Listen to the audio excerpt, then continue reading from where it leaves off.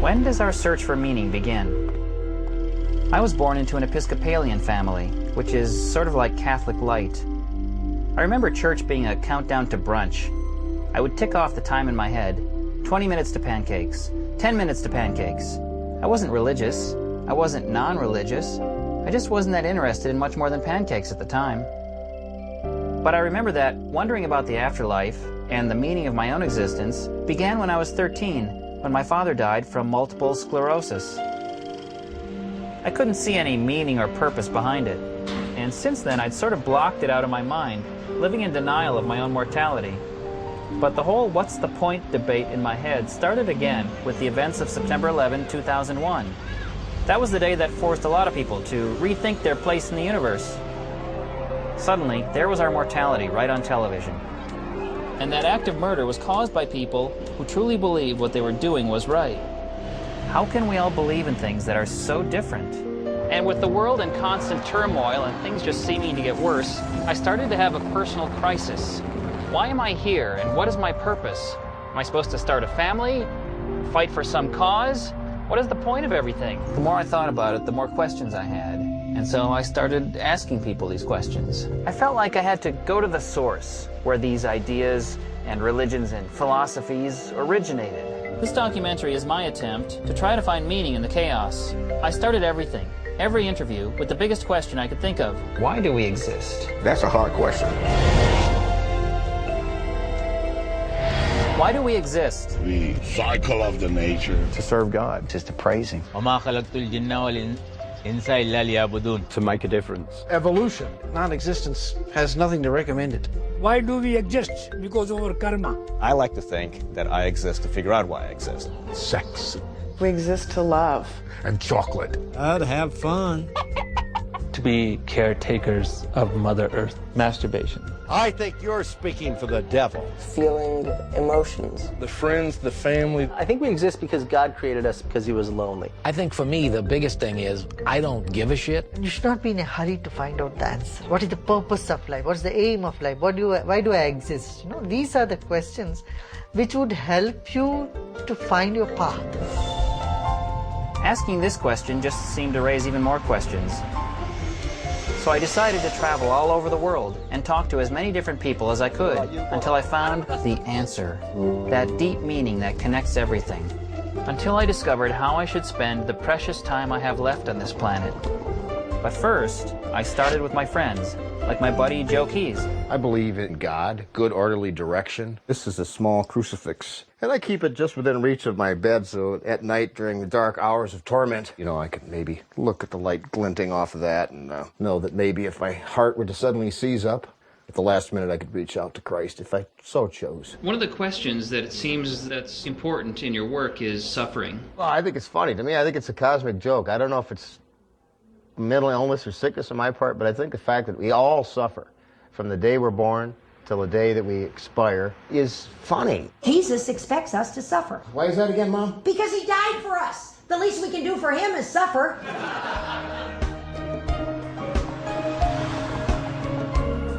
Okay, here we go. My friend Bobby Gaylor has opinions on anything you can throw at him.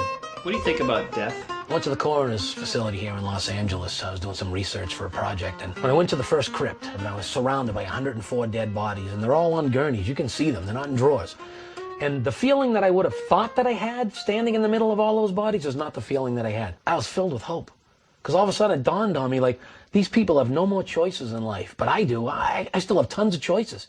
And already I was just starting to, my brain was starting to go, okay, when I leave here, I'm going to call my brother. I haven't talked to him in a long time. I'm going to call my mother. I've also wanted to go to Europe. I'm going to book a trip to Europe. And for the rest of that day, as fast as I'm talking right now, I was so full of, like, I have choices.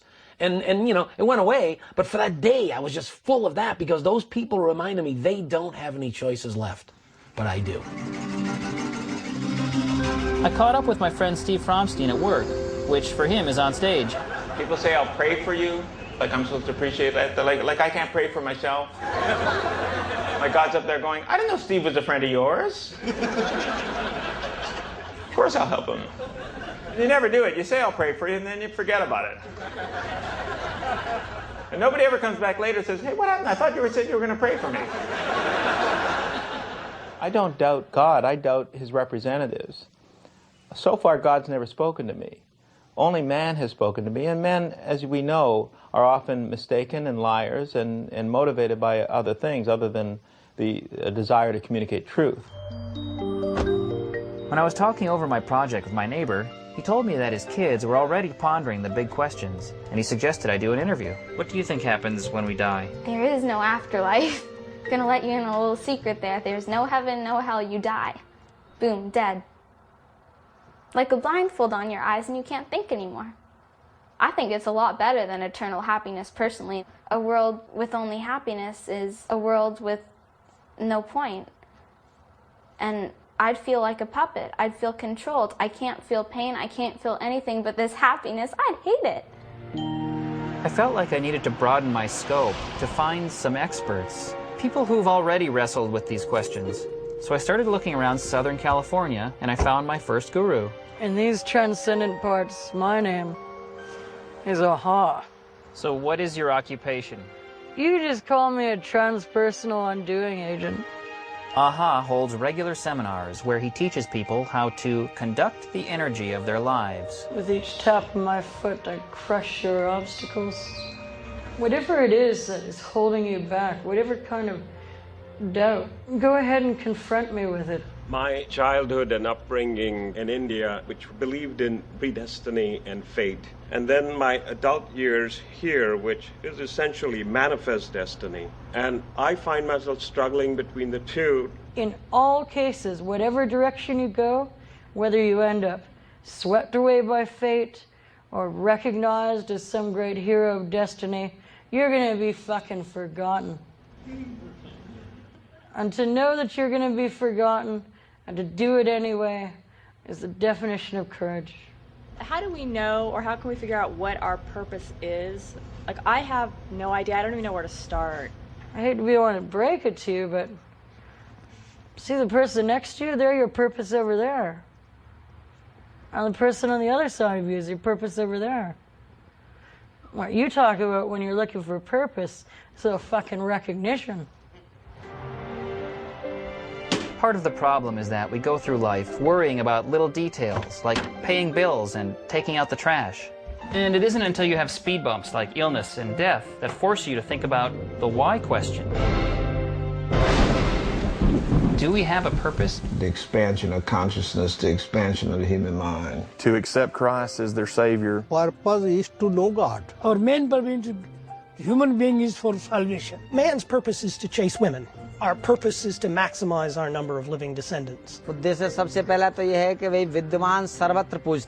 is the reason for existence. I don't think there was love when mankind began.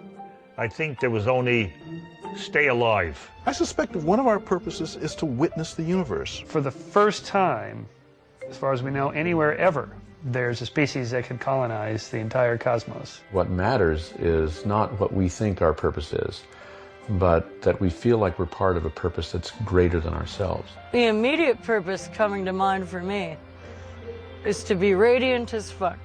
Every individual should be trying to satisfy themselves about the meaning of their own life, not the meaning of life. I feel like the meaning of my life is related to the people I know and what I've learned from them. So I decided to widen my circle of connections further. I sent out a wave of emails to scientists, authors, and religious leaders all over the United States. It was fun to see who would respond to an offer to discuss life's big questions.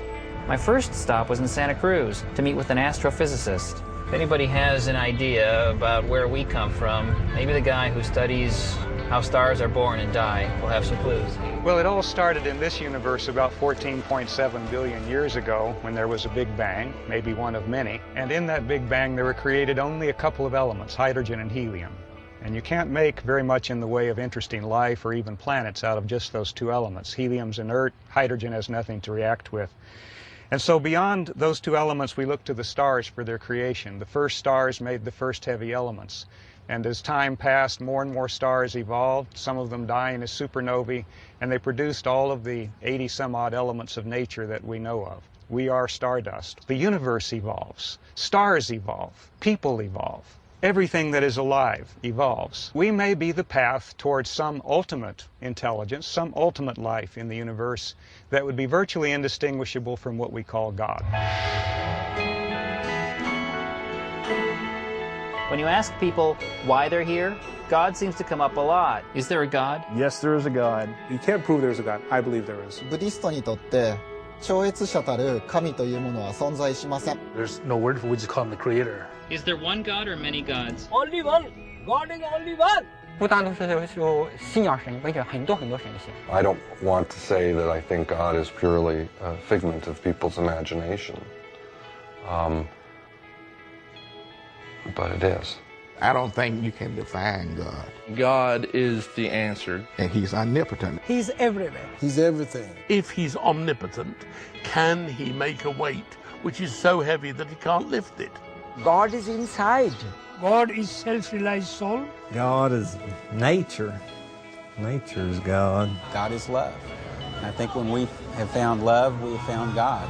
In my search for God, I kept doing what everyone does, which is they have a very narrow definition of God, and then as they look for evidence and don't find it, they keep broadening the definition of God till it just becomes God is air, or God is a life force, or God is a molecule. Like, I don't see any reason to worship energy, to worship the universe. The trees, the grass, the plant life. That's the evidence of God. I can make a fortune now, right? All I got to do is write a book on how particle physics proves God exists, you know, and it'll all be total hooey, but it'll sell 1 million copies, right? And I can leave the money to my kids, and none of my friends will ever talk to me again, but, you know, I'll be rich. The other thing we have to also consider is that there may be a God, but that God may not be a benevolent force. If a plane crashes and 300 people are destroyed instantly, and one survivor gets out and says, it's miraculous that I've survived, that makes no sense for me.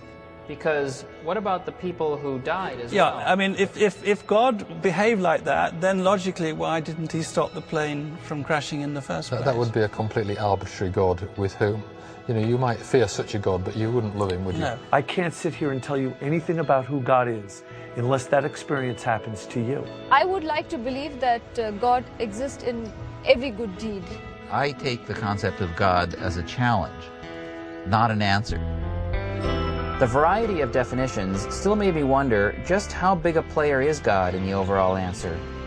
Looking for another piece of the celestial puzzle, I stopped in at the home of one of the fathers of string theory. How did the universe come into being? What string theory suggests is at extremely small distances, space is knotted up into various kinds of what we call compactified extra dimensions, very, very small properties of space are like DNA and give rise to a world which is like the kind of world we look at and see. Just like the number of possibilities in biology is enormous, the number of ways of rearranging a DNA molecule is fantastic. It's too big to even write the number down. The number of ways of rearranging the DNA of the universe that string theory suggests is also enormously big. Does it require a start button to have started everything? But if someone pushed the button, who pushed their button?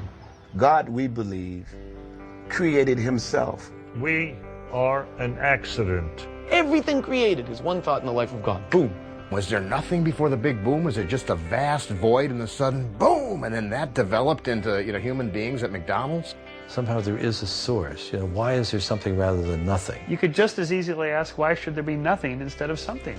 Maybe something is the natural state of things, and nothing would be really weird. Maybe it did need an entity to start it, but it's a very, very different thing to go from there to saying that that entity was a God, a conscious being, an intelligence, the kind of thing that forgives sins and answers prayers. That is the most preposterous piece of lazy succumbing to wishful thinking that you could imagine. When the universe evolved, it evolved in many ways like the tree of life. It evolved into separate branches, so distantly separated that we can't see them. The universe is enormously big, and those different places have different properties, just like different places on the tree of life have different properties.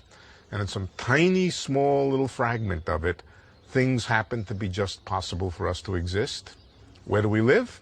We live where we can live. Is that tiny fragment our universe, and there are many, maybe many universes? That's the picture that a lot of physicists are coming to. The word universe was never intended to have a plural.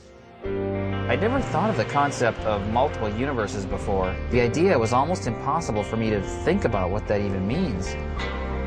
To get another perspective, I dropped in at my friend Jeff Bolt's house. We're in Fairfax, California, and this is the spiritual center of Northern California. It's got every type of religionist practice here, every type of people, every type of belief, every type of non-belief. Artifacts representing every religion, every country in the world. Apothecarian tea room, lots of healing herbs, lots of crystals for healing or for not for healing. And of course, if you walk down a little bit further, one of my favorite stores is the Spirit of the Goddess. I sell a lot of head circlets. This is a beautiful one right here. I've had women come into the shop since I opened it and just stand here and cry. Jewelry does that, I know, to people. They take it very personally. What is important about the goddess? How does the circlet facilitate that? Your third eye is right here. Oh, yeah. Somebody needs a goddess circlet. Hello? Are you in need of a goddess circlet immediately right now? Do you have to have it FedExed? We have the one with the crystal in the front that you found so empowering. She had to get that circlet out immediately. So we went to lunch. What food would you recommend that might help me find an answer to why I exist? All the entrees in the menu are different kind of like affirmations, like I'm happy, I'm generous, I'm accepting. You could just intuitively flip through with your eyes closed and like see what area of the menu drew you most. Maybe you're like, today being heroic is why I exist. What is the best thing about existing? Experiencing love on all levels. What should I do to find the truth? Know you are divine. Know that you are whole and complete unto yourself, and choose to be love and give, give, give. Where did that come from? Did it come from you, or did you learn that somewhere? Go film our ceiling. It's on the ceiling? Yeah. When you see that on the ceiling, what is it inside you that says, that's the right answer? I'm awake beyond my years. What is God? We are all God. We are all goddess. Do you believe in God? So the tattoo begins with the seed of life. I'm not sure if you're familiar with that particular piece of sacred geometry. And then it's every month of development in utero, all the way to the fully developed fetus. There are fallopian tubes and ovaries. And then there's the emerging fetus and the labrys, which is a perfectly balanced tool of harvest. So you are heroic with extra relishing Thank you. crackers. You are celebrating. After ordering, I had a case of buyer's remorse, thinking I should have gone with the I am fabulous. Oh well, next time. I turned east and headed into northern Nevada. The people here, we call ourselves Kuyituka, one of the many bands of the Paiute tribe. We're here at the pyramid and the Stone Mother on the east side of the lake. This is considered one of the sacred areas. And some of the formations, you see faces, and those are the spirits of our ancestors. When you come out here to places like this, you can still feel the power that's in the land, and then you know that Creator is here. Right now, there's 583 different tribes. We all believe in what we call the Guinya here, the golden eagle. If you see somebody prayer, you see somebody with a feather, you're blowing the blessing to the Creator, and He helps it, takes it up there. How does one become a spiritual leader for the tribe? Certain individuals in the old days were born with what we call two spirits, a male and a female within one body. And two-spirit is the homosexual. It was almost like a sacred thing when you were born two-spirited. You were given responsibilities like the burial practices.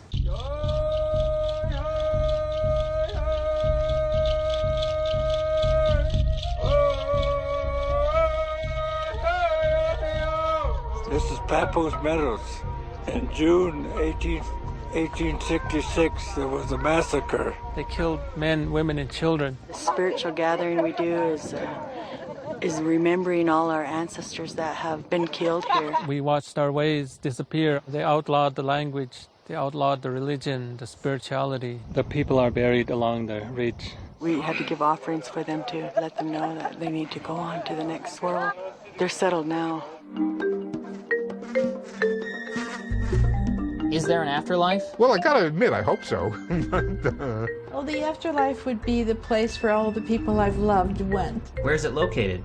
It's just in the air.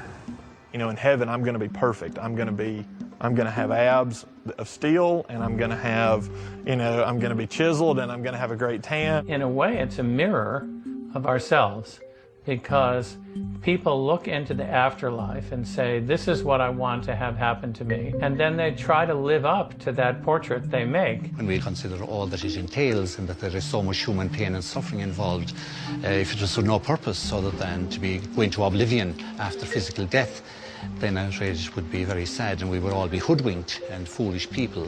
If you are in a sorrowful condition, you are already in the hell. If you are happy, you are already in heaven. But full freedom he will be given in hereafter in heaven. There is full freedom. He can eat anything, he can lot of wives. I feel like there's a continuing of consciousnness and there's a potential for reincarnation. Do you have a memory of who you were in a past life? Of course. But don't ask me now, I won't reveal it. あるとすれば、それはやっぱり人の心の中だと思います。This is really exciting. You don't go anywhere. So this minute right now is immensely precious, considerably more precious than if you had an infinite number of them. Could he get up there and say, by the way, I've changed the rules, I forgive y'all too, and you can come into heaven? Sure he could, he's God. But every Christian up there would start complaining and say, no, they have to go to hell. There was an afterlife present even before they were humans. I mean, we know that Neanderthals, you know, put grave goods in their graves for no practical reason.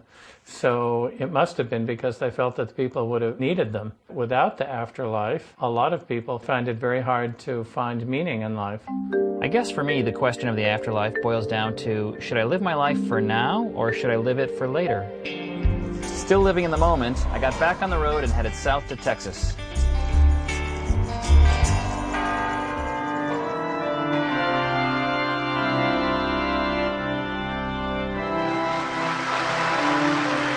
Grace and peace to you in the name of the living risen Christ. Good morning. There's at least 30 churches in Dallas now that are open and welcoming to gay people. We've also figured out that there are plenty of heterosexual people who have been put out of their church because they asked questions or because they didn't agree. I think that it's the biggest gay church in the world because God has a sense of humor. Texas is a very conservative state, but I think it's also because that's where it's needed the most. Several times when we were looking for property, churches refused to sell to us once they figured out who we were. And in one case, one church swore that they would burn the church to the ground before they'd sell it to gay and lesbian people. In 1995, my pastor shared with me that he had received a phone call from the board of ministry saying that someone was claiming that I was a lesbian and I would have 72 hours in which to respond to that claim. I was stunned and very afraid. I asked him, well, what are my options? As I turned to go, he stopped me at the door and said, you know, Joe, the only way they recognized the risen Christ was by his wounds. So many people in our congregation connected with that place of being put out of your profession because of your sexuality. I grew up in a religious home, and when I grew into adulthood and found out that I was gay, that created all kinds of difficulty. I thought I was possessed by a demon. And what people don't realize who say all these things about, you know, love the sinner, hate the sin, the pain that they cause, the damage they cause in their children, in their families, haunts people for the rest of their life. Examine everything you read, everything you listen to, and ask yourself, is this creating fear in me and in our world, or is it creating hope? This is where I stand each and every Sunday morning and expound upon the word of truth. Now, if there was a Last Supper, and we know that Christ referred to the Last Supper, well then, that had to be a First Supper. And this is my depiction of the First Supper. And if you notice, all of those men there look just like me. Jesus looked just like Middle Easterners. His skin tone was probably as dark, if not darker than mine. And right next door to the church, we have what we call the barbecue restaurant. Anywhere you go in this country, they associate Huntsville, Texas, and the barbecue place is one and the same. Why do we exist? The reason we're here on this planet is to eat good barbecue. As a matter of fact, as soon as you put this camera down, we're going to eat lunch. I left Texas with a full stomach to look for an evangelist I'd once seen and videotaped when I was in college. I wondered if I'd feel as strongly as I did when I first saw him. Fires! A fire!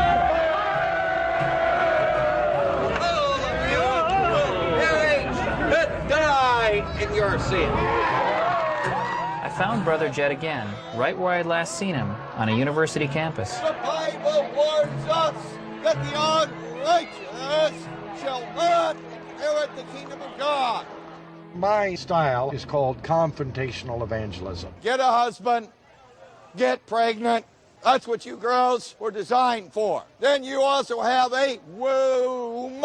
That womb is for carrying the baby that you conceive through your vagina. But if you're going to get people's attention, I don't think you're going to get their attention by initially speaking of God's love, but you got to put the fear of God in them. You believe I'm going to hell? Well, of course, but you can be saved. Why is God so selfish that he requires us to love him before we can not be tortured forever? My answer is the most loving thing that God can do for the unbeliever is to send him to hell. Some of the best times I've had in college were right here in the square debating with people like Jed. And everyone just kind of gathers for entertainment just because they're so ridiculous. It is interesting to me because I do believe most of what he's saying.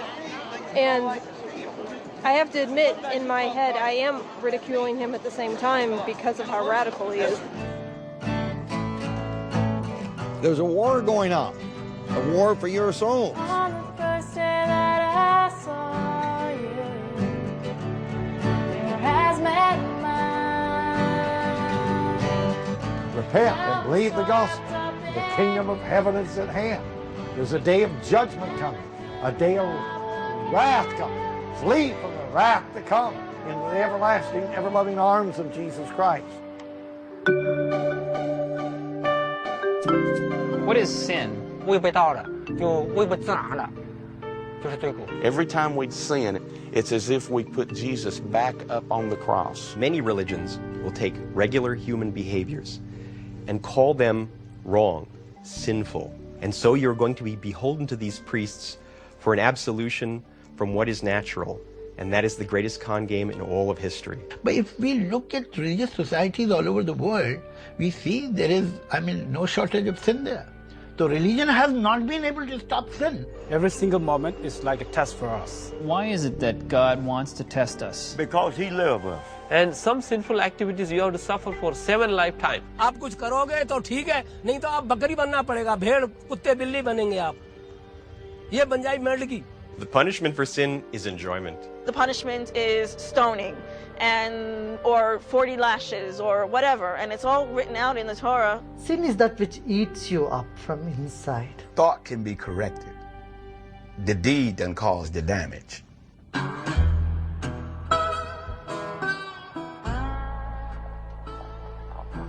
In Seal, Alabama, a church burned down. I looked for people who had attended services there, and I found someone, a local folk artist. I've been flying ever since I was about 7 years old. What is this? Is this a sculpture, or is this just a pile of junk?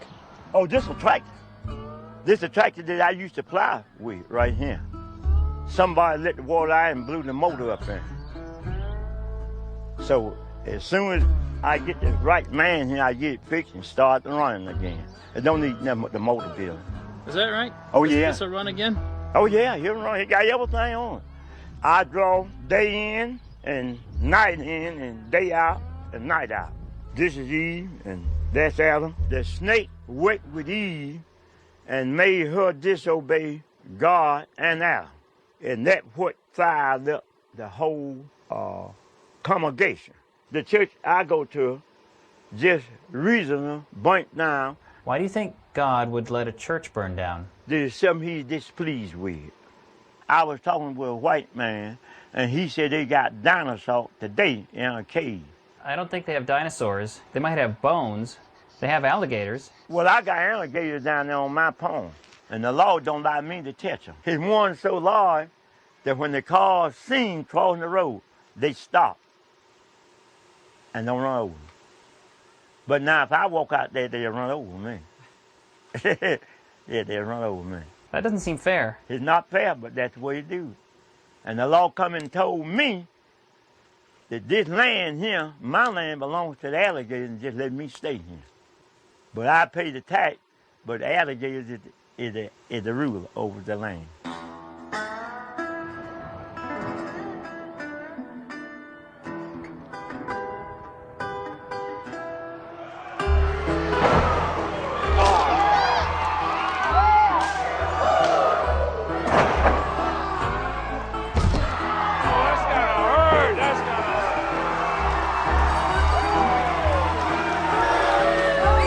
I'm the owner and founder and president of Ultimate Christian Wrestling Ministries. My name is Justin Dirt, the custodial crippler. My style of wrestling is what you might call old school. I actually accepted Christ in one of our dramas to show people how it's done. And from that moment on, I've been a baby face or a good guy. We're rehearsing for the drama tonight, which is where Jesus is put on the whipping post and whipped before he's taken off to the cross. When he goes, Jesus, you don't say a word, okay?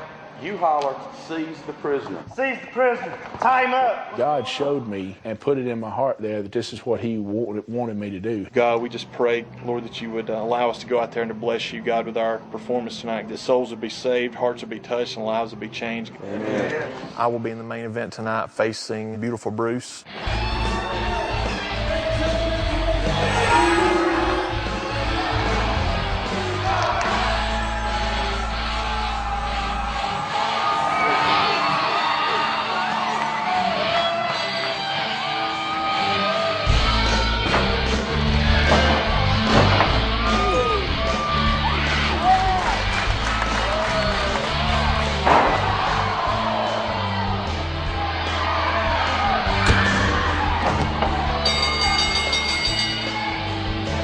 At the end of the match, Bruce is going to turn on Rob, and we're going to have him fisting to start whipping him. At that point in time, the lights will cut out, and when they come back on, it'll be Jesus laying there and not Rob, because ultimately he took our place. He died for us all. Jesus! Seize the prisoner! Bring me that Jew! Come on, you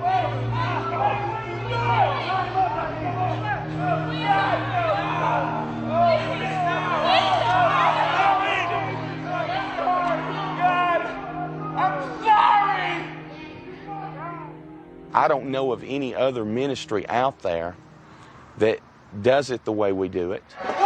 You can kind of see the change in people as they come up at the end of the show, and they just want to better their lives. I think it's a good thing. It's really good for kids to find out who really is God, and it helps little kids want to come to church. If God will use a wooden staff that was meant to tend sheep to part an entire ocean and deliver a nation, why wouldn't he use a wrestling ministry? God's into unique methods. I admit I've never seen anything quite as unique, and they're not really hurting anybody. But if we're going to find some common ground between all the religions and belief systems, we've got to agree on something. We have to find some kind of basic truth. But what is truth? Is there an objective truth, or is it all relative? Can you define the word truth? No, I think it's like pornography. You know it when you see it. Truth is what the Torah says. ईश्वर की भक्ति करके ही सत्यता को प्राप्त कर सकते हैं।背道而驰就不属于什么真理。 So in Islam, the truth prevails, not majority. Truth can be offensive. Jesus offended people. What is truth? What people don't want to hear. When somebody claims to know the truth and to be able to tell it to you, the first thing you should do is check and see if you still have your watch, because that's the prelude to getting taken. Ultimately, it comes down to a question of feelings. Your feelings have nothing to do with what's objectively true in the world, only what's satisfactory to you. How does Christ mix with drag racing? He created it. I've had a pretty messed up childhood, and I think God gave me the faith of a small child. I just totally believe. I know with all my heart. I know my knower knows that there's a God, and he's in charge of everything. I just know that, and to me that's faith, and I don't, you know, people can talk to me about it, and they can add, you know, questions and scientific things and try and prove things. It means nothing to me. In science, you don't use words like truth, you say closer to truth. Science, you know, is an opinion. Science seems to me is, in a way, just another word for rationality. The strength of your belief should depend on the strength of the evidence. It is Mormon doctrine that we do not know the truth. We just have whatever piece of it we've been able to understand. God can only tell us as much as we can grasp. Only art comes close to trying to answer truth. The opposite of faith is a tendency to ask questions. Well, I suppose faith is something where you believe in something until it's been proven to you that it's true. People will, in a conversation, if they believe in something and you put to them 10 points, 5 of them agreeing with what they say and 5 disagreeing, and then you ask them an hour later what you said to them, they'll remember the confirming evidence. We sift things out. It's part of the reason we don't have free will, because we're incapable of actually really sitting back from the evidence. We have a free will to decide which way we wish to go, but the results are decided by him only. So in a way, it's no free will. I think truth is what we're all really searching for, isn't it? Even though sometimes it's more fun to search for it than actually find it. Religiosity is an impulse genetically inherited. I heard an interview with an author in New York who was calling himself a neurotheologist. He said God is a part of our brain. It sounded interesting, so I decided to look the guy up. With the advent of self-conscious awareness, we became the first species to become aware of our own inevitable demise. The fact that we were now aware that we exist, we were also aware that one day we won't. So the anxiety created by that awareness was so overwhelming, again, nature had to select some type of cognitive modification to help us survive the anxiety that came with self-conscious awareness, basically to enable us to survive our own intelligence. So instead of stripping us of our intelligence, which was our most powerful tool, it instead instilled us with this delusion that there's this alternate spiritual realm out there through which we will live forever. Across the bridge in New Jersey is the home of Amiri Baraka, who I had once seen read a poem critical of the U.S. government after 9/11. How does someone reconcile the fact that they're praying for help if they do believe that there's help to be had and then it doesn't come, like Hurricane Katrina? I can see it if you say, God, you know, Katrina's getting ready to get rid of my house. Come down here and help me. And lo and behold, bam, Katrina diverted. But that's not the case, and I've never seen it. You could walk down the street and fire 10 churches before you get to Springfield Avenue. There's churches on both sides of the blocks. Black people pray more than anybody in the world. But what do they have to show for it? Well, prayers. They got big churches, got wealthy ministers, but how come the streets are dirty? You know, how come my children are not in school? How come my children are killing each other on the street? You know, see, that's a different thing. Every day you need to pray. Every day you need to praise God. Prayer has never failed me. It eases the suffering because I think that it's being heard. When my daughter Carrie graduated and we prayed, believe me, this is how I know prayer works, we prayed her through high school. We certainly have a lot of evidence with our brain scans that show that the brain is activated when people pray or meditate. It seems to lower levels of anxiety and depression. Lord God, we pray for our sister Kathleen. We pray, Lord, that you will lift her up. Sometimes people pray hard for a miracle, and a miracle happens. Miracle meaning something very, very unlikely. But the truth is, the most unlikely thing of all would be if no unlikely things happened. God probably does answer every prayer. It's just not always the answer that we want. The dark side of that belief that thoughts mean something are people who say, oh, there's people starving in wherever, but I am just praying for them. It leads people to think that praying for other people actually means something, that they're actually sending good thoughts into the universe actually means something. It doesn't mean anything. Only actions mean something. Don't you think that if God really was the kind of God who listened to everyone's prayers, then he would grant massive prayers like no genocide, etc., which Christians seem to have a really hard time explaining away the concept of genocide. It's like the other day I asked Santa, I sat on Santa's lap and said, Santa, why do children in Africa get genocide for Christmas? I really did. And he said, well, to them, maybe genocide makes them happy, and he couldn't answer it. I look back at, for example, some of the passages in Judges about ethnic cleansing, and I cannot believe that this is actually something that God really wanted. Why would God permit the murder of 6 million Jews? On the whole, they did not serve God. Their own prophets constantly testify that they are a rebellious people. Everything that happens to us is a challenge to find God in that event. When God causes earthquakes, look at how many people die. But what is the reason? Pray harder next time. 天只能顺着他，所以说他祈祷了没有用。 I think it wakes people up and it draws them closer to God. My brain was swimming in so much new information, I was starting to feel lost. Until I was literally lost. Approaching right turn. I finally figured out which right to take on Main Street. And then I found the house where the late Carl Sagan's wife lives. The God of Spinoza, the God of Einstein, is our ability to understand nature. That's how we worship what is sacred, what is holy, by trying to find the deepest understanding of nature. Our bias against this is so strong, you can hear it in the word supernatural, above the natural, as if our fantasies and our little stories that we make up, whether we made them up 10,000 years ago or 5,000 years ago or this week, as if our stories could compete with the reality of nature as revealed by science. What is this? It's a postcard from Gandhi, and it says, "Dear friend, for me the whole of philosophy is summed up in truth at any cost." This is a page from Einstein's Unified Theory notebook. This is from Darwin's own manuscript, The Origin of the Species. He would say we were religious. These are the objects we venerate. To find the meaning of life, most people go in a religious direction. What is religion? View the stories of religion as a hypothesis. Test them. If you live by these commandments, you will be happy. People around you will have better lives because of it. Why does God allow there to be multiple religions that are so different? Because God allows man to express himself. There are over 1,000 religions because no one religion has exterminated the rest. Everybody can't be right.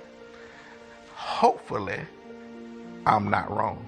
The basis of all religion is the fear of death. Fear has got no place in religion. Mahavir said you become fearless. I think our brains want to make sense of things. We want answers to things, and we come up with answers, whether they're true or not. Do you really want to know what you actually believe in? Let me spend a day in your life and I'll tell you what you believe in, because the way you live your life is what you believe in. I love people asking questions. I love people attacking the Quran. When they attack, when they get the answer, they get convinced.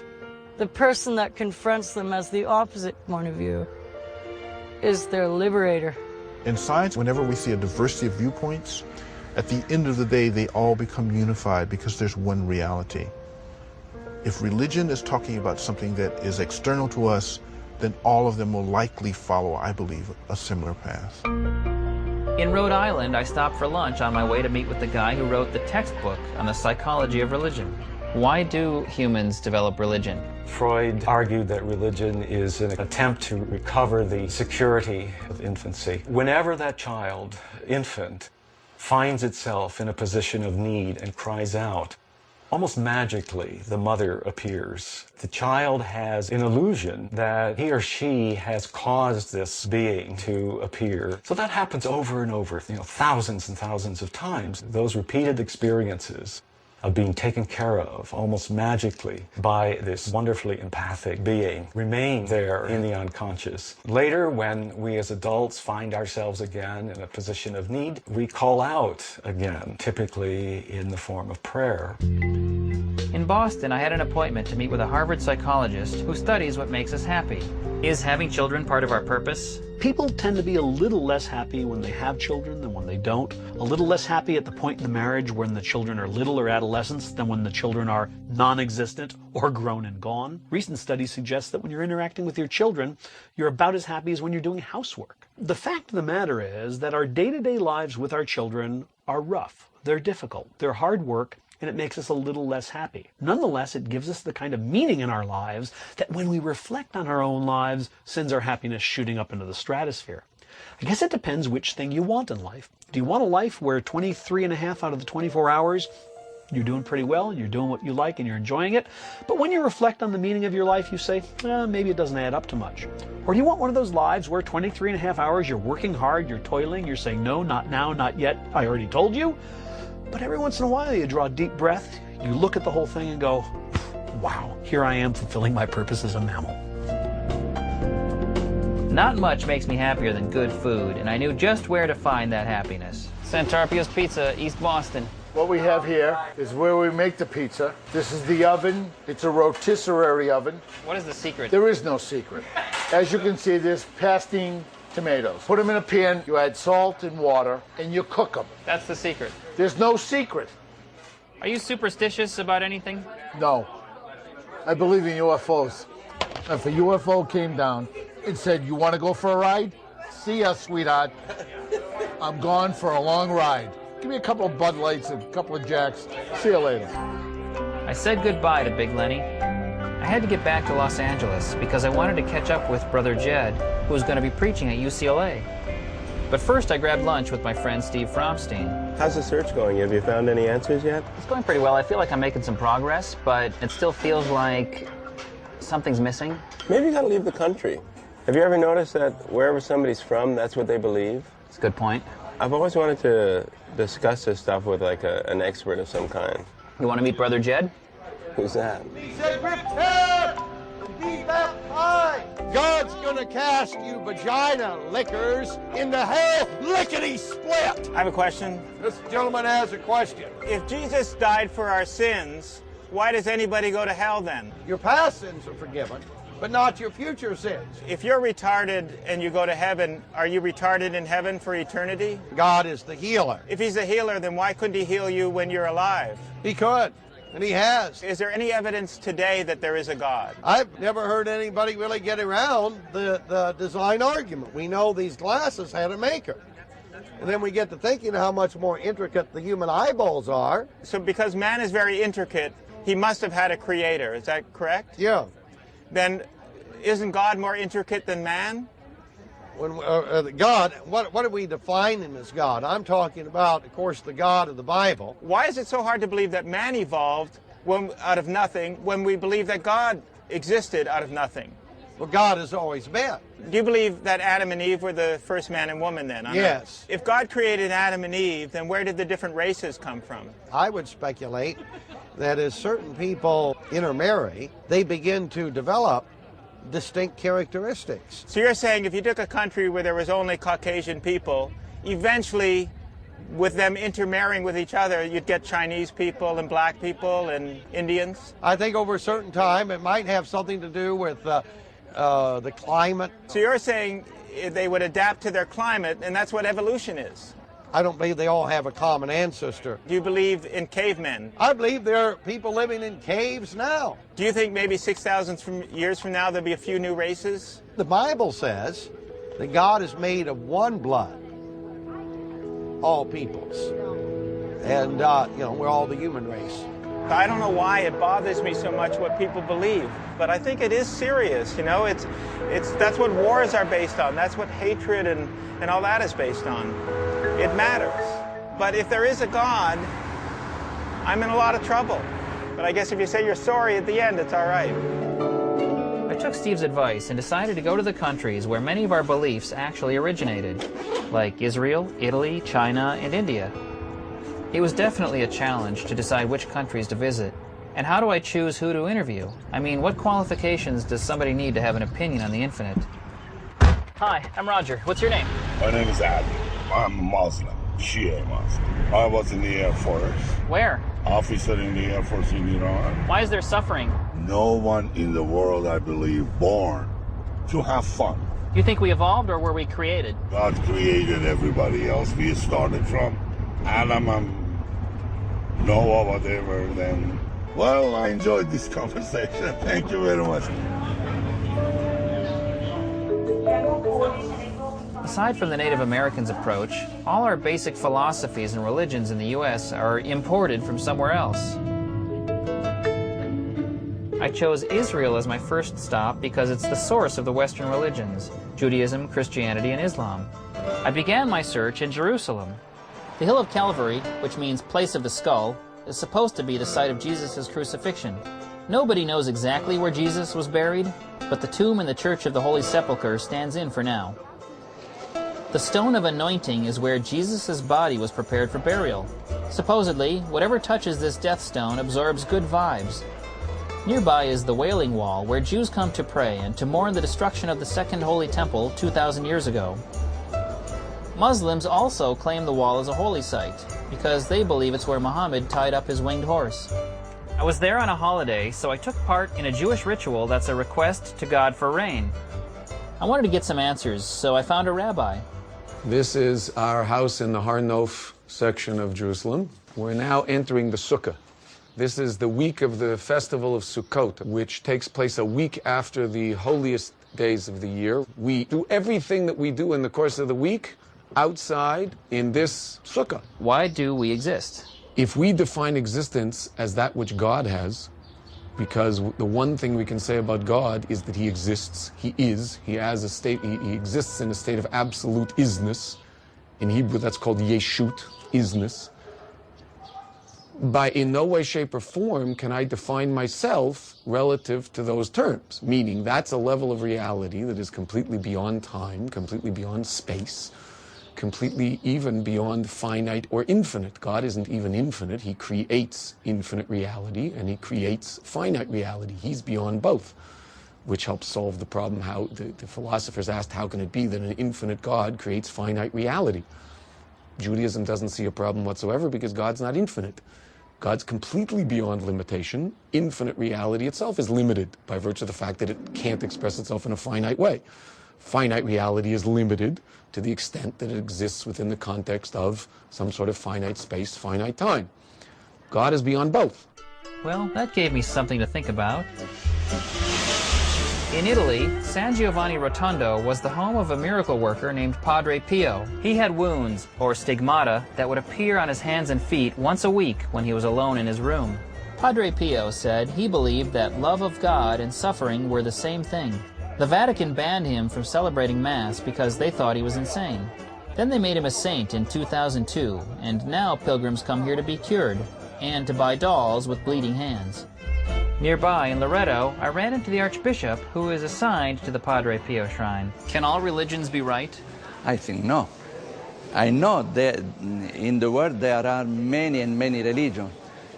I know my religion is the true religion. To believe in Christ is not easy, but not impossible. When in Rome, you've got to try to see the Pope. The Vatican is a sovereign nation, and it's also the wealthiest organization in the world.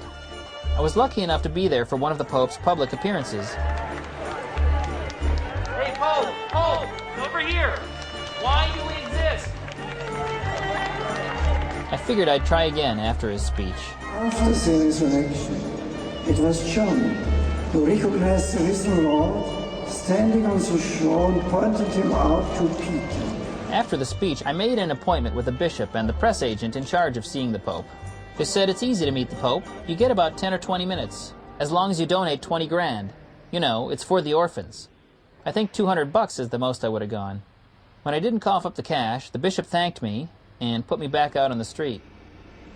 By contrast, the tour of the Vatican was free, and they had dead popes on display. Real dead bodies. So in the end, I did get to meet with the Pope.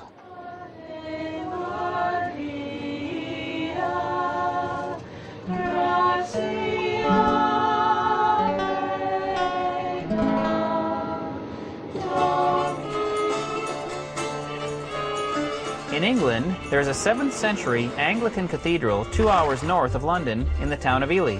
The Ely Cathedral is best known for its controversial depiction of the Virgin Mary. It has caused great controversy. People either love it or hate it. What do the people who don't like it say? They don't like the arms raised up, the hips thrust forward. They don't feel that Mary traditionally would have been a blonde. Suffice to say, it is the fastest selling postcard in the shop. Should religious ideas be challenged? Absolutely. Religion is very dangerous. It works on the margins of human society, human sanity sometimes. Some of our psychiatric hospitals are full of people who think they're either God or Napoleon, and a lot of that's often characterized in religious language, religious fervor. Well, I've come across many patients who've had a schizophrenic form of illness. We had at one stage 2 people who thought they were the Messiah, both on the same ward. And it ended up in a great big punch-up because one said, I'm the Messiah, the other said, no, I'm the Messiah. And they had to be separated by the nurses. Where do the voices in our head come from? From the place where the birds make their sound. Of all the people who are in the inpatient facilities who say they're Jesus Christ, how do you know one of them isn't? I don't know how to explain it. I don't know. I just know that the Lord really, I feel like, because I hate it when people are like, the Lord spoke to me, you know. You're like, okay, well, whatever. But I feel like the Lord really does speak to me. If an individual has faith that he is Napoleon, then you say he's loony. But if 100 million people have faith in some God, then because it's 100 million, you are supposed to respect it. But there's actually no more evidence for the God that they believe in than for the lunatic's belief that he's Napoleon. We believe in the Quran that when Almighty God has said that he'll be the last messenger, Prophet Muhammad the last messenger. Anyone who says after that he gets the revelation, he requires a psychiatrist. When people are actually receiving revelation from God, there's a coherence and a rationality about it. It passes tests. And the things they say end up being demonstrably true when you live according to them. It could be coming from another aspect of my own consciousness. It could be coming from my guide. It could be coming from another being altogether. It could just be coming from God. In some sense, an aspect of my own imagination may be making it all up. But I think that that idea in and of itself is sometimes just as astounding. Our experience is that there's one me in here. I sit here behind my eyes and I look out through them as if they're the windshield of a car, and I see the world as it really is. In fact, it turns out there's lots of people back here, and different ones of them are controlling your behavior at different times. The one that has language, the one that is conscious, the one you think you are is just a member of the family. It was time to get back on the road. Next up was Oxford, the oldest university in the English-speaking world.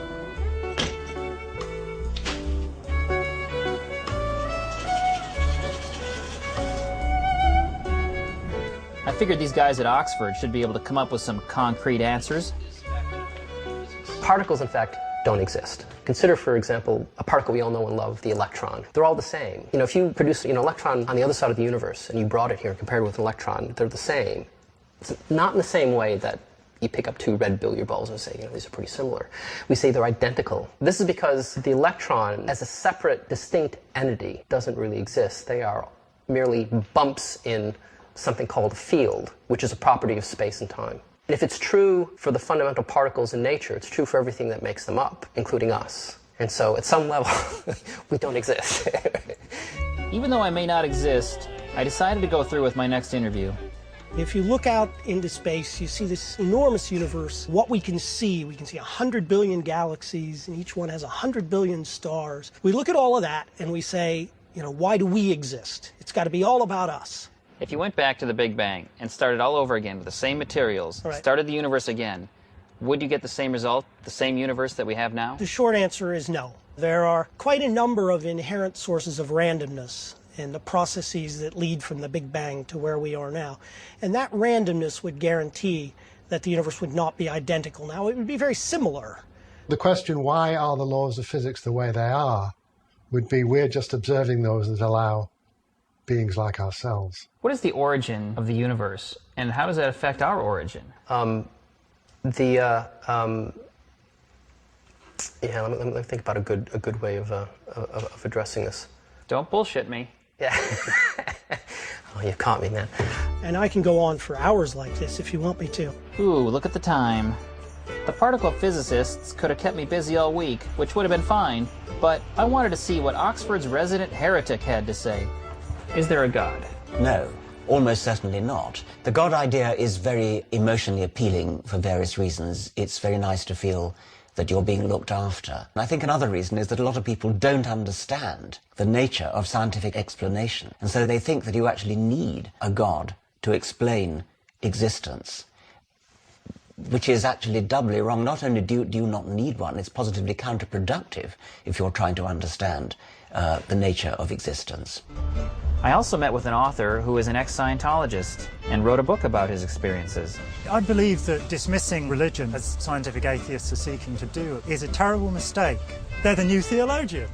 They're not talking about how many angels dance on the head of a pin, it's how many neutrinos dance on the head of a pin. And now we're going, well, there are hundreds of billions of universes. You start getting into the thing, well, wouldn't it be easier to think that there's an entity called Brahman who is dreaming, and out of this comes this wonderful thing? Isn't that just as relevant as a way of describing it?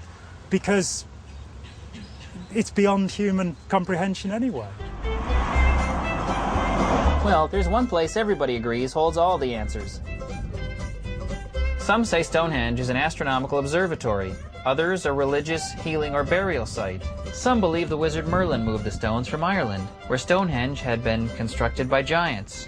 What we do know is that Stonehenge is still a place of pilgrimage for Druids. And if you're going to talk with the Druid, go straight to the top. My name is Arthur Uther Pendragon. I'm commonly known as King Arthur. I'm a senior Druid and battle chieftain. The origins of the Druid and of the pagan is the indigenous religion of these isles. Druidry itself is not actually a religion, it's a philosophical standpoint. It's basically just a worship in nature and a belief that the earth itself is sacred. Why did you choose to become a Druid? I simply had a belief structure and a belief system that I adhered to myself, and all of a sudden found that it had a label, and that was Druid. It was only when meeting other Druids who told me, oh, you must be a Druid then. So you connected with somebody who informed you that the belief structure you held was in sync with what Druids believe. Yeah, and you're interviewing him tomorrow.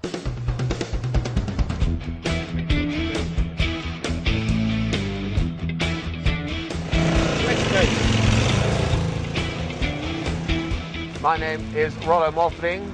I'm Archdruid of Stonehenge in Britain. This is the Kern Giant. He represents anciently the principle of fertility. He's represented with erect phallus because without human lovemaking and procreation, there would be no more human race. The Kern Giant is so popular in this area, he can be found just about everywhere. I'll admit I was tempted, but I didn't wait around to see what the clock did at midnight. Why is God so interested in human sexual behavior? This sexuality was regarded in sacred context as being a means and a path to the divine, an experience of celestial matters. God is very concerned about our sexual behavior. It is a major issue with God. I'd say God is so interested in sex because people are interested in sex. And in the book of Proverbs in the Bible, it says, the mouth of a strange woman is a deep pit. You might want to write that down. When the Christians came, they started telling us that's all wrong. You need to cover your bodies and be ashamed of it. You need to be ashamed of the sexuality. Sex is to be avoided. If you really love and respect your parents and their marriage, you personally would not have sex before marriage. Why on earth would anybody buy a pair of gloves without trying them on? Should people have sex after marriage is the real question. 如果一个人不结婚啊，或者这个不生育子女，对孔子来讲，对他来讲，这是不可理解的，这是你没有尽到你对天地的责任。 If you have a religion that encourages people to have many children, it has many followers. If you have a religion that tells people not to reproduce, that religion tends to die out. Is masturbation a sin? Masturbation is one of the first steps of sexual perversion. Your masturbator today is very likely to end up your homosexual tomorrow. I mean, you're having sex with yourself, you're a man, you're already sort of homo. वही दुष्ट है, वही पापी है, जो ऐसा कर्म करते हैं. What a strange question. You can actually create an entire universe and you've got nothing better to do but worry whether people are putting their hands in their pants. Does that seem a little fishy? Masturbation is a dangerous practice for precisely its promiscuity, always with perfect mates. So that's the problem, not what you're actually doing physically, but what you have to think of to make it happen. That's why God created woman, to enjoy. Why don't you take that woman to enjoy? Why you want to do yourself some nonsense? This is not good, because we believe there is life in semen. So we kill the life. Most of the biggest mistakes I've ever made in my life would have been averted if I had masturbated first.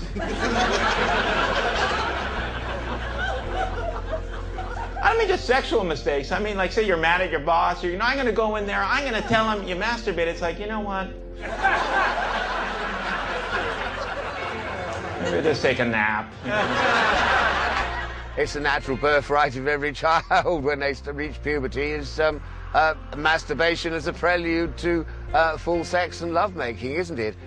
This is part of the human condition. We can't escape that anymore. We suddenly decide eating is wrong and stop eating. I mean, what happened to us then? I felt like it was time for me to go beyond the philosophies I'd grown up with.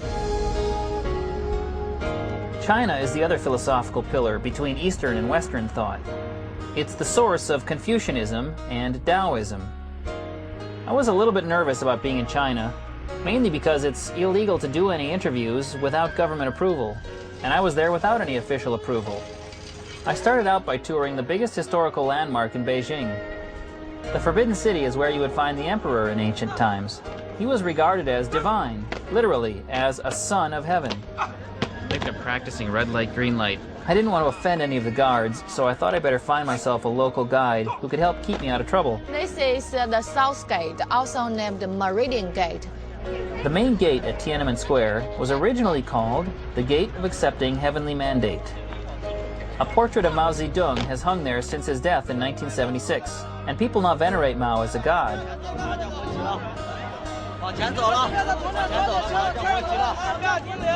I'm here one day and I'm already in the wrong place. I thought I would try someplace a little bit quieter. 像毛泽东为什么把他当神一样？因为他缔造了一个国家。 Tao means the way, and it's the energy or qi behind all existence. Kind of like the force. What is the name of this mountain? Mountain Taishan. This is the most secret one. This street is called Street of Heaven because the ancient people thought if you stand on this summit, just like you stand in the heaven, because it's too high. It's very close to the sky, so it feels close to heaven. Yeah. Lao Tzu, which means old master, was the one who originated Taoism. The legend says that Lao Tzu was conceived by a falling star, and then he stayed in his mother's womb for 62 years until he was born as a full-grown old man with a long white beard. Luckily, I was able to meet with the head Taoist. 诵经，这是修道的一个法门。道就是一切事物的本源。神，我认为是有的。我们道教的这个最高理想就是修道成真。如果你今生今世做好事，来世也会修；如果修不成真，来世还可以继续实修。 One version of the Taoism creation story says that humans were once fleas on the body of the god Pangu, who was the first being to pop like an egg out of the chaos of the early universe.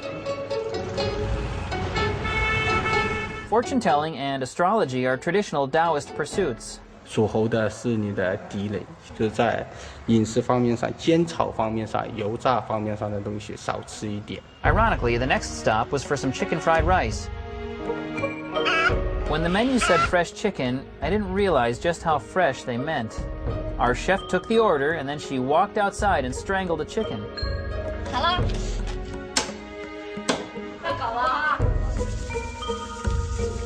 I had to admit it smelled pretty good. Plus, it would have been kind of disrespectful to turn down the meal. I guess I should have known what I was in for when I saw that river. I'll tell you one thing about an extreme case of traveler's diarrhea. It certainly gave me a new appreciation for life again, when it was finally over. 2 days later. Truthful is the birthplace of our national spirit, Confucianism. Confucius was probably the first to express a version of the golden rule. 就是己所不欲，勿施于人。 How do we know what rules to follow? How do we know what's right and wrong? What is morality? Morality means to follow the right path shown by the scriptures. जो अगले धर्म को नहीं सोच रहे हैं, फिर ऐसा नहीं करेगा. You do good because you derive pleasure from doing good, or you're afraid that if you don't do good, you're going to be punished. Either way, it's entirely self-serving. Should you feel bad? Is a good act only good if it makes you feel bad? The part of the brain, the pleasure center of the brain that lights up when you take cocaine and when you have sex and so on, also lights up when you do nice things for people. If you haven't accepted Christ, you can do all the good you want, and you're still going to go straight to hell. Are you telling me if I prove to you right now that God doesn't exist, that you're free to go out and rape and pillage? Would you do that? And the answer is obviously no. There's something, I argue, deeper than a supernatural entity that's guiding my choices. Morality is a way of thinking that makes it a little easier to live with people and for people to live with you. I'm afraid to tell you that I think that morality is probably a Darwinian adaptation. That's your answer for everything. I'm afraid so. We know a chimpanzee that does a favor for another will get that favor returned at a later date. That's reciprocal altruism. That's really an amazing thing. Those chimps can trade favors. That's do unto others as you would have them do unto you. And these guys can't even read. We all want to judge each other's lives. And morality is the word we have for everybody pointing the finger at everybody else. If you had to believe in a religion or a God to do right, then we're not in God's image. I only have two moral principles that I base all other moral principles on, which is compassion and honesty. I think if you live your life by compassion and honesty, all the other moral virtues follow from those. 法律也可以使这个国家有秩序，但是这个国家的人民没有羞耻心。一个没有羞耻心的国家和社会，对他来讲那是不能接受的。 How important is this Confucius temple to Chinese people? Confucius Temple is the Chinese Vatican. We consider the tour to this temple as a pilgrimage. Do you know why it's so narrow? Why is this so narrow? To prevent people from stealing something. Oh, you can't bring a desk through there or something, or steal a statue. What does it say? happiness. So this brings me happiness. How do I find happiness? 幸福可以自己的勤劳嘛。 Now that I understood one of the secrets to happiness, I looked for a way to find it. That's gonna be some good eating tonight. 你刚才说从街上我们的这个福字，中国节挂那福是一种吉祥，一种招式吧，大家希望得到。但是你把它挂在家门口，你就有福了吗？ How do we find happiness? By smiling. Happiness is realizing your true nature. The things that have made my life wonderful are my closeness with other people.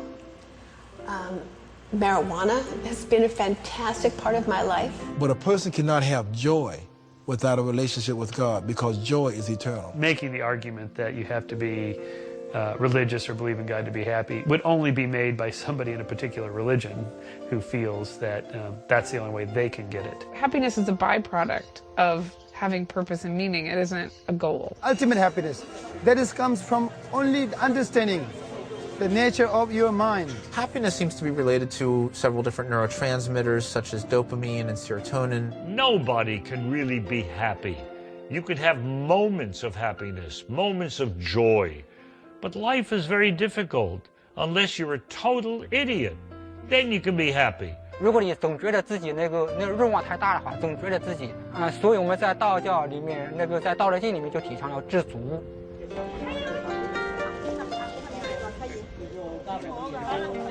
Which one of these is good luck? This one?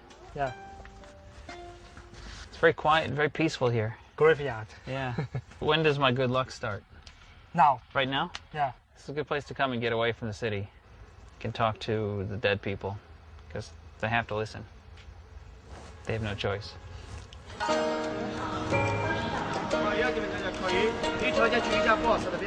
Here at the street market in Beijing, they've got fried grasshopper, fried cricket, fried silkworm, and fried scorpion. Have you eaten grasshopper? No, disgusting. Would you eat the snake? No, I don't eat snake because I believe in snake.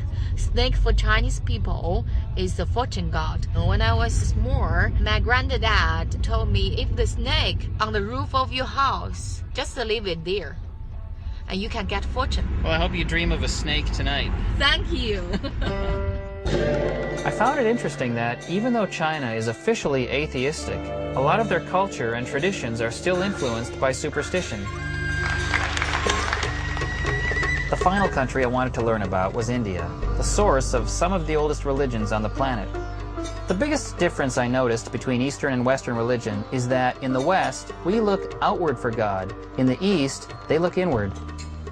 The Indian religions, like Hinduism, Jainism, Sikhism, and Buddhism, have their roots in the same ancient civilization, which is where the word Hindu comes from, referring to people from the Indus Valley.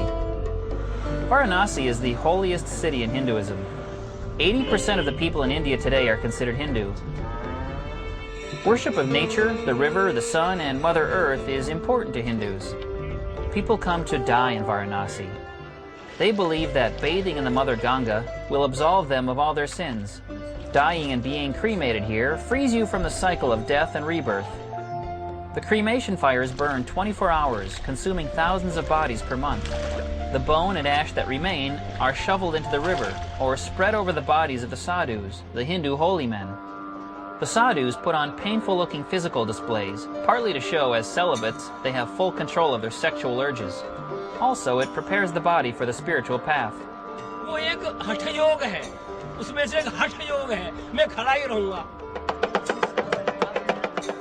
The Kumbh Mela is the largest religious gathering in the world. It's held in Allahabad in January.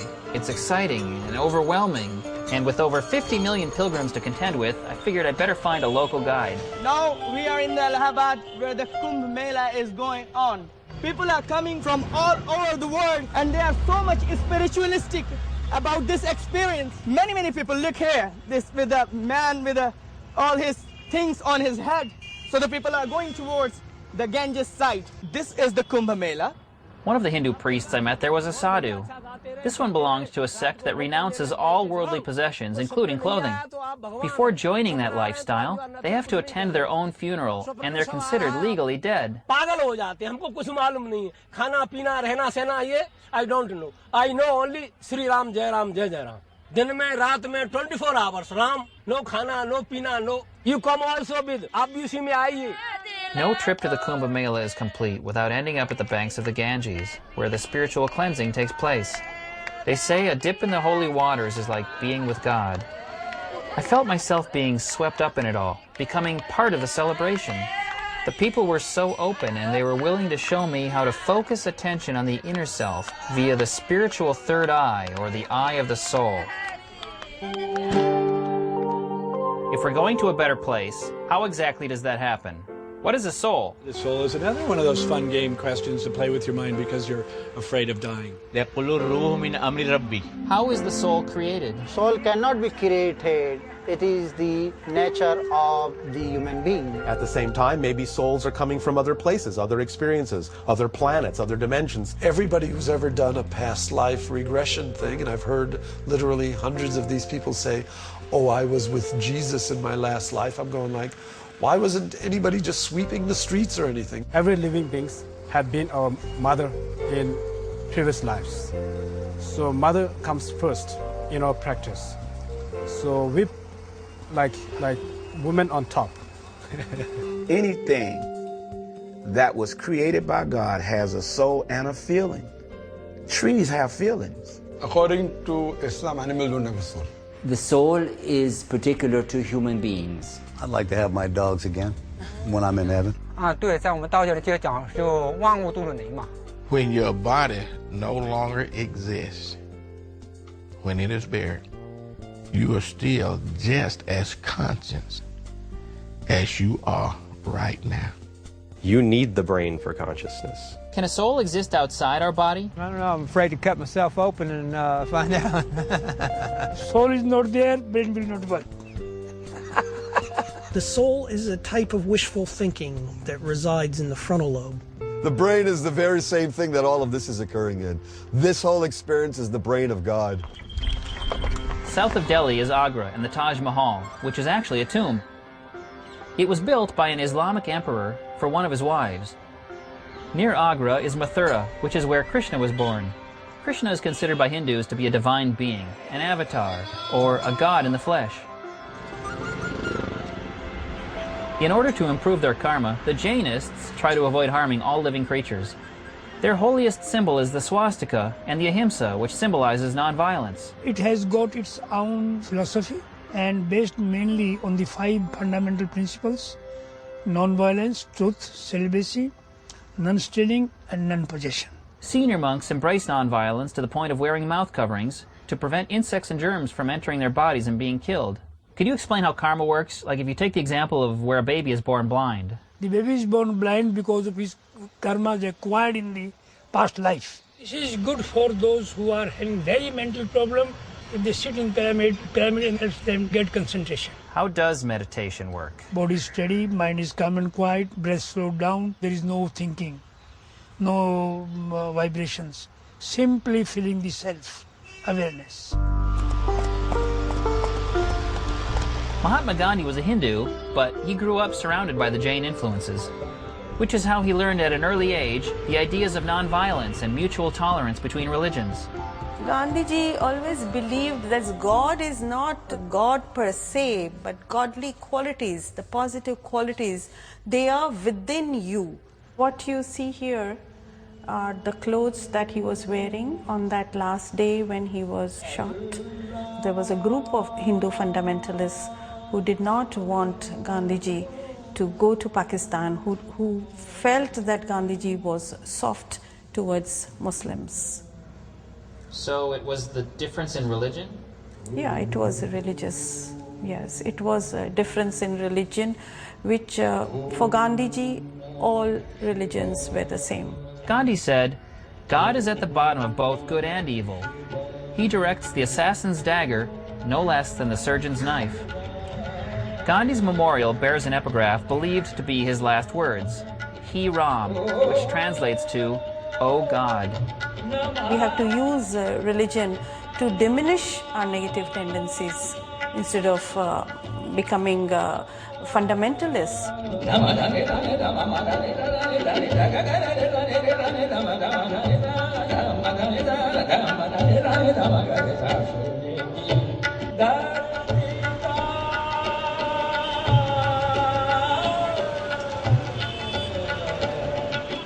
Before coming to India, the only Sikh I'd ever met was a cab driver named Gary.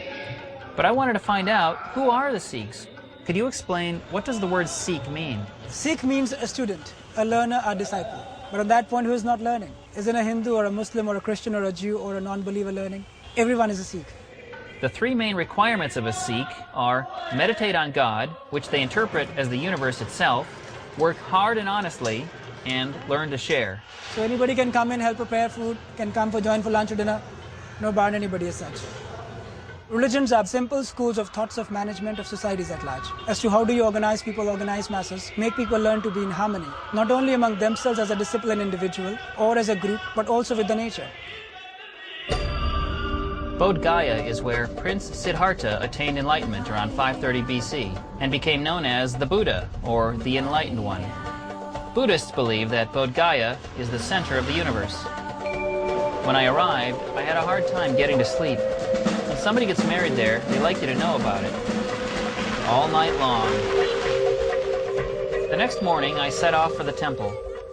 The Mahabodhi Temple, or Great Awakening Temple, contains a Buddha statue from the 10th century. Every night, they give the Buddha a fresh change of clothing. Every year, thousands of monks converge on this spot for a 10-day chanting festival. It's like a convention of Buddhists.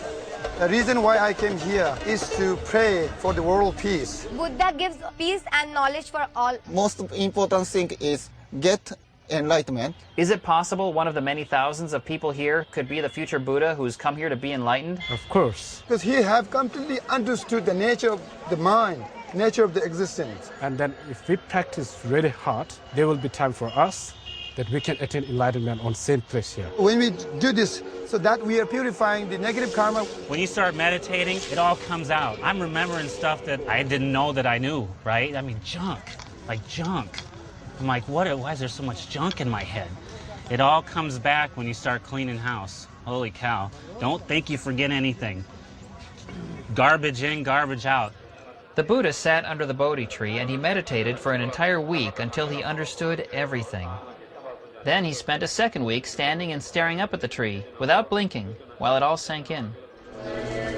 Inside the temple, the monks perambulate around the perimeter, while outside the beggars watch, learning firsthand the Buddha's noble truth about suffering, that the cause of suffering is the desire for material things.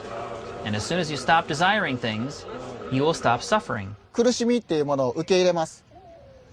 苦しみを受け入れた上で乗り越える。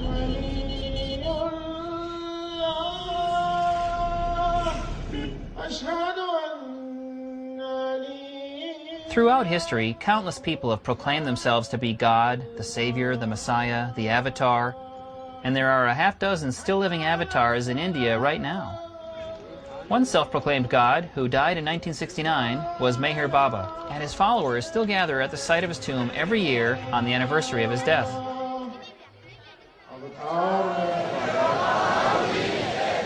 Amar Tithi is the day Baba dropped his body. Amar Tithi means immortal date. I can't see him, but I know he's present everywhere that I go. And that he's the one that's directing everything that's happening right now. I believe that Meher Baba is the manifestation of the avataric force, the descent of God coming into life here. And he said, I was Jesus, I was Buddha, I was Ram, I was Zoroaster, I was Muhammad, and now Meher Baba.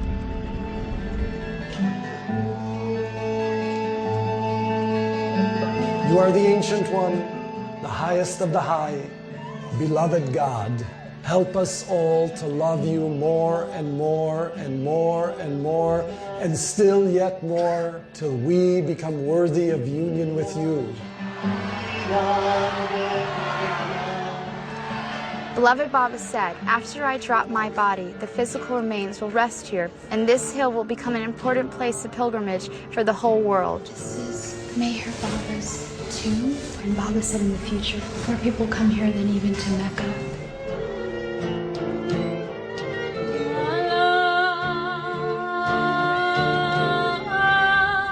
My journey was almost over, but I was excited because I was finally going to meet the most famous self-proclaimed guru living in India today, Sri Sri Ravi Shankar. He's a former disciple of Maharishi Mahesh Yogi, founder of Transcendental Meditation. The first thing I witnessed was an ancient ceremony called the puja. While making offerings to the gods, they believe that chanting the ancient mantras creates a positive vibration. Different days require different mantras, depending on which god the day belongs to. And today was the god Ganesha's day, Ganesha being the god with the head of an elephant. What is the mission of your ashram, Your Holiness? To put a smile on everybody's face. The energy of the place, when you enter, you can feel the effect of so many minds having become still. It casts such a soothing vibration in the atmosphere. The way we put it is to smile at yourself. Why do people come to see him? I feel they can't help it. Whoever has been with him once, they simply get drawn towards his unconditional love. People come here to fulfill their need. It could be somebody who is seeking, searching for answers. Who am I? And I need a guide, a guru to show me that path. For me, religion is like the banana skin. Spirituality is the banana. Today we have thrown the banana and holding on to the banana skin. Does belief in God require a religion? What is spirituality? Somewhere around 24% of Americans make that claim, that they're spiritual but not religious. Let's say that we're going to get spiritual. How would we start? I have no idea. I think what it means is that they have warm feelings from time to time. Spirituality literally means the path to God. The idea of spirituality is that sort of seeking after God, but it's often unconnected to religious practice. Spirituality means I want to sense something greater because I know that I'm not strong enough to do it myself, but I don't want to have to answer to anybody for anything. The simplest difference between spirituality and religion is you won't kill anybody for having a slightly different version of spirituality. Religion is for people that believe they're going to hell, and spirituality is for those that have already been there. I've looked at nature with a sense of wonder. And to me, that's spirituality. Many people say that they don't believe in God or the Bible, but there's got to be something.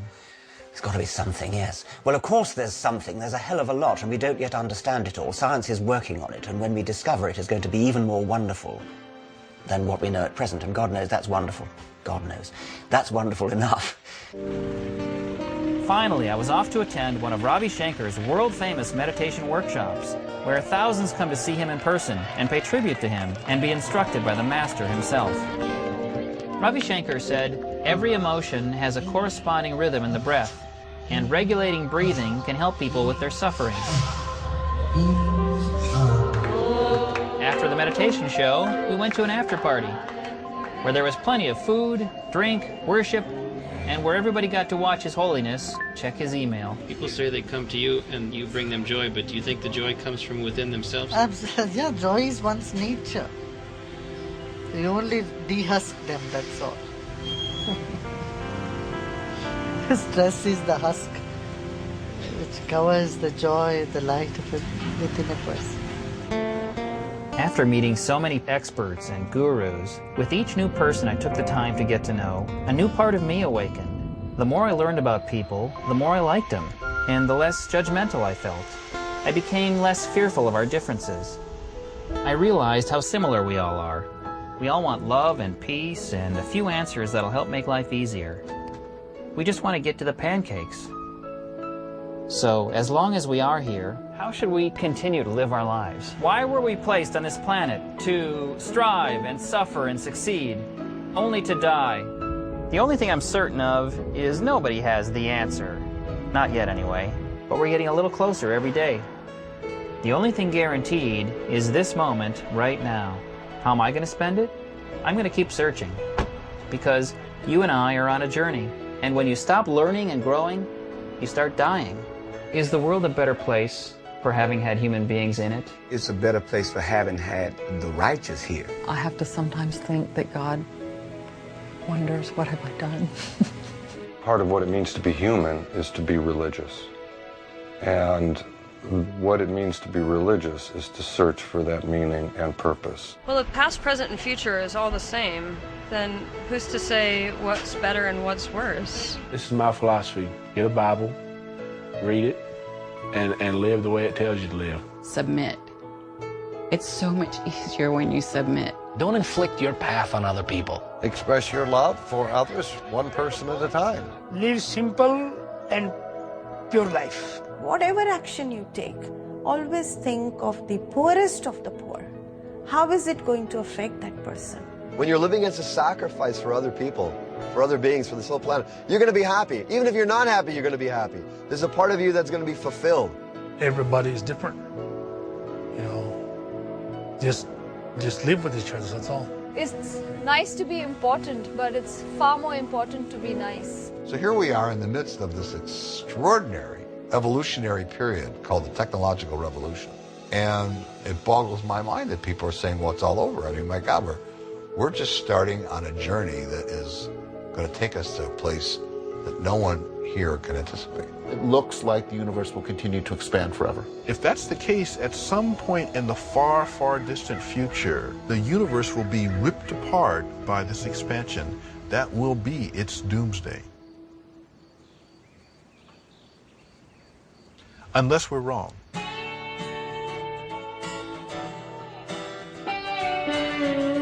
On the first day that I saw you,